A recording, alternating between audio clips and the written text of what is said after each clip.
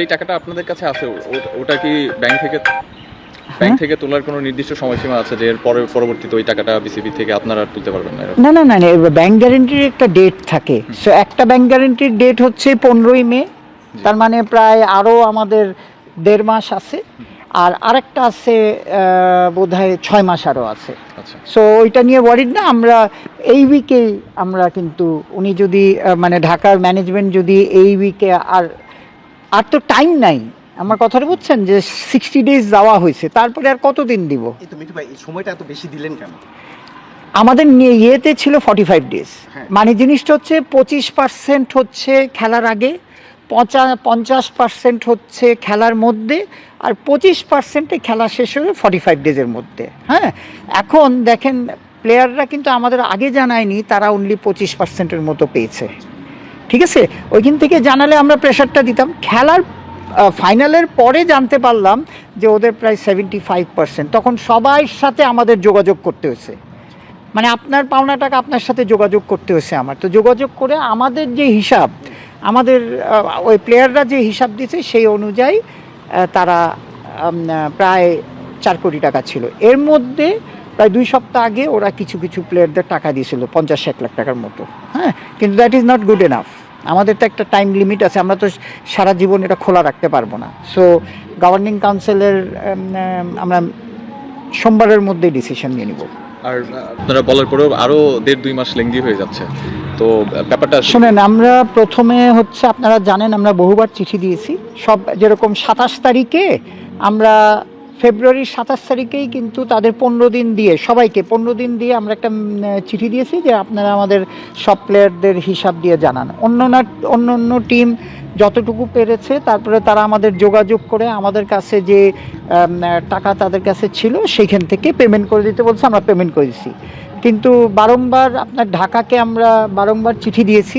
হ্যাঁ, চিঠি দেওয়ার পরে লাস্টে তারা ঈদের আগে সব ক্লিয়ার করে দেওয়ার কথা, কিন্তু আমরা তো ওনার কথায় চলুন না, আমরা প্লেয়ারদের থেকে কনফার্মেশন পেয়েছি যে এখনও তাদের হিউজ পরিমাণ টাকা বাকি, মোর দেন 3 crore টাকা। হ্যাঁ, according to the players. So এখন আমাদের তো একটা, আজকে 60 দিন হয়ে গেছে, এটা ধৈর্যর একটা লিমিট আছে। সো আমরা অ্যাকচুয়ালি এই উইকেই আমরা একটা অ্যাকশানে চলবে। আমাদের কাছে ওনাদের 5 কোটি টাকার ব্যাংক গ্যারেন্টি আর 5 কোটি টাকার চেক আছে। সো সুতরাং ওনারা যদি এর মধ্যে আজকালকের মধ্যে টাকা না দেয়, তাহলে তো আমাদের অন্য পন্থায় যেতেই হবে, আমাদের আর উপায় নেই। কিন্তু প্লেয়ারদের টাকা সিকিউর। কিন্তু ডকুমেন্টেশন অনুযায়ী সিলেক্ট মানে ক্লিয়ার, কিন্তু অনেক প্লেয়ার দাবি করতেছে তারা পায় না। তাহলে আমাদের কাছে কাগজ আছে, ওরাই তো সই করে দিয়েছে, আমাদের সামনেই সই করে দিয়েছে। এটা তো আমি কি করব? আপনার কাছে পাওনা থাকলে আপনার থেকে আমি কাগজ নিছি যে আপনার পায়নি।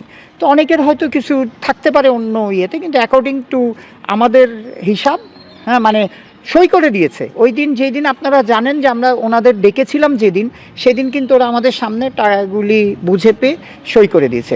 এখন আমরা যেটা হচ্ছে যে সিলেটের বিদেশি প্লেয়ারদের আমাদের সাথে কেউ যোগাযোগ করেনি, কিন্তু শুনতেছি যে কিছু আছে। ঠিক আছে, এটা উই উইল সর্ট আউট, খুবই নগণ্য হবে। কিন্তু আমাদের এখন কারেন্ট আমাদের ঢাকার সিচুয়েশনটা হ্যান্ডেল করতে হবে। ঢাকা ফ্র্যাঞ্চাইজির যে কর্তৃপক্ষ, তারা গতকালকে একটা গণমাধ্যমে দেখলাম যে বলেছে যে আর মাত্র 1 কোটি টাকার মতো বাকি আছে বা এরকম একটা অ্যামাউন্ট, অ্যান্ড সেটা হচ্ছে বিসিবি থেকে যে লভ্যাংশের টাকা পাওয়ার কথা সেটা পেলে তারপরে তারা সেটা পরিশোধ করবে। এইটা তো দাবি করার কথা না। আমরা লভ্যাংশ দেবো যখন সব ক্লোজ হবে, তারপরে সেটার সাথে তো আপনি যখন টিম নিয়েছেন, এটার সাথে কিন্তু এটার সাথে কোনো কানেকশন নাই। ওইটা আপনি পাবেন আপনার পাওয়ার সময় পাবেন। কিন্তু কথাটা হচ্ছে ভেরি সিম্পল, আমাদের 25% খেলার আগে, 50% ডিউরিং খেলা, আর আপনার 25% 45 ডেজ এর মধ্যে দিয়ে দেওয়ার কথা। সব টিম দিয়ে দিয়েছে আপনারা জানেন। হ্যাঁ, এখন এরা বাকি। তো প্লেয়াররা একটা কথা বলতেছে, উনি এক কথা বলতেছে। আমি ওনাকে একটা মেসেজও দিয়েছি যে ঠিক আছে, আপনার প্লেয়ারদের সামনে আসেন, আমরা মিটিগেট করি। উনি বললে তো হলো না, আমাদের রিকনসাইল করতে হবে বিটুইন প্লেয়ার অ্যান্ড আপনার ফ্র্যাঞ্চাইজি। আমরা প্লেয়ারদের কথাই শুনবো। ফ্র্যাঞ্চাইজির কথা শুনবো না। সিলেট বা নোয়াখালীর যে ইস্যুগুলো ছিল সেগুলো কি সলভ হয়েছে, মানে এগুলো আপনারা নিশ্চিত? কোনটা? সিলেট মানে এই বেতন পারিশ্রমিক ইস্যুটা? হ্যাঁ হ্যাঁ, মোটামুটি তো মানে আমাদের কাছে দেখেন সব এনওসি আছে, মানে প্লেয়াররা টাকা পেয়ে আমাদের কাছে, এখন যদি কেউ টাকা না পেয়ে সই করে দেয় এটা তো আমাদের কিছু করার নেই, কিন্তু আমাদের কাছে সিলেট আর ইয়ের একদম লাস্ট প্রশ্ন, অ্যাজ এ সাবেক ক্রিকেটার হিসেবে উত্তরটা দিবেন, যেহেতু ক্রিকেট খেলেছেন। 4 জনের নির্বাচক প্যানেল তৈরি করা হয়েছে, তাদেরকে বিভাগীয় মানে জোন ভাগ করে দেওয়া হয়েছে, এটা খুব ভালো একটা জিনিস হয়েছে। কিন্তু যদি এরকম কোনো কি ভাবনা আপনাদের আছে কিনা যে আসলে বিভাগ, জেলা মানে বিভাগ হয়েছে 8টা বিভাগকে একটা করে নির্বাচক দিলে তাদের কাজটা সুবিধা হবে, মানে এই ধরনের ভাবনা কি? আমি যতটুকু, এটা তো মানে আমাদের ক্রিকেট অপারেশন বলবে একটা প্ল্যানে যাচ্ছে, তো ধর আমি আমার আম্পায়ারিং ডিপার্টমেন্ট একটা প্ল্যানে যাচ্ছি, তো এরকম ডেফিনেটলি আমাদের ফাইন বাইরেও একটা প্ল্যান আছে। সো আমাদের শোনেন, বাংলাদেশের আমাদের প্রেসিডেন্ট সাহেবের ইচ্ছা কি সারা মানে ঢাকা কেন্দ্রিক থেকে সারা বাংলাদেশে ছড়িয়ে দেওয়ার, এই জন্যেই দেখেন এবার কিন্তু আমরা ওপেনিং কিন্তু সিলেটে করা হয়েছে, এটা ফার্স্ট টাইম। হ্যাঁ, সো সুতরাং উমেন্স বিপিএলও কিন্তু ঢাকার বাইরে ওপেনিং হচ্ছে।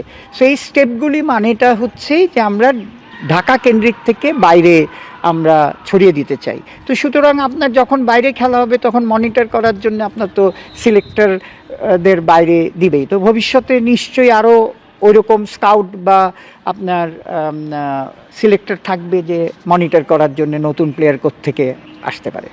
ঠিক আছে, থ্যাংক ইউ। থ্যাংক ইউ ভাই। মিঠু ভাই, যে অনেক দিনই হলো যে পারিবারিক ছুটিতে প্রেসিডেন্ট বুলবুল ভাই, তো তিনি কবে ফিরতেছেন এবং মানে কিভাবে চালালেন আসলে, সে তো কোনো দায়িত্ব দিয়ে যায়নি আপনাদের, ঠিক কিভাবে চালালেন? দায়িত্ব দেয়নি, কিন্তু আজকাল তো আর দায়িত্ব দেওয়া লাগে না, এটা তো যার যার ব্যাপার। কথাটা দায়িত্ব লাগে না, অনলাইনে উনি সার্বক্ষণিক যোগাযোগ ছিল। আমার যতটুকু ইনফরমেশন যে এই সপ্তাহে উনি আসতেছে, এই। মিঠু ভাই, আরেকটা প্রশ্ন একটু করতে হয় ঘরোয়া ক্রিকেট নিয়ে, যদি এটা আপনার সাবজেক্ট না, আগে বলে নিচ্ছি হ্যাঁ। সিজিএম সাবজেক্ট, কিন্তু ন্যাশনাল ক্রিকেটাররা কিংবা যারা রুটি ঘরোয়া ক্রিকেট খেলে লম্বা সময় ধরে, তারা ফেসবুক সোশ্যাল মাধ্যমে প্রচুর লেখালেখি করতেছে, এক সময় ঘরোয়া ক্রিকেট খেলতাম, এক সময় ঢাকা প্রিমিয়ার লিগ খেলতাম। তো বিসিবির একজন ডিরেক্টর হিসেবে আপনার জন্য এটা কতটা বিব্রতকর? শোনেন, বিব্রতকর না, বিব্রতর কিছু নেই তো, কিন্তু আমি অ্যাজ আ ফর্মার ক্রিকেটার বলতেছি যে যাই হোক, যেই ডিসপিউট থাকুক, আমার পার্সোনাল মতে খেলাকে আমরা জিম্মি করতে পারি না। খেলাটা উচিত খেলার মতো হতে, আর অন্যান্য ডিসপিউট থাকলে আপনি এটা সর্ট আউট করেন। সেটা হচ্ছে এটা আমার একদম পার্সোনাল মতামত যে খেলার সাথে অন্য কিছু ইনভলভ করেন না। আমার রিকোয়েস্ট যে ক্লাবগুলি আছে তাদের কাছেও যে এটা প্লেয়ারদের আপনার এটাই আর্নিং। আমরা তো শুধু বিপিএলে যে কয়জন খেলছে সেটার জন্য না, প্লেয়ারদের লিগে যারা খেলতেছে তাদের আর্নিং এটা। এখন আপনি বাকিগুলি তো কোনো মতে কিছু হয়েছে, তো সুতরাং এই প্রিমিয়ার লিগ প্লেয়ার বলেন, এদের উচিত যে প্রিমিয়ার লিগটা হয়ে যাওয়া উচিত। সব ধরনের খেলার খবর পেতে সাবস্ক্রাইব করুন, সঙ্গে থাকুন খেলার পাতার।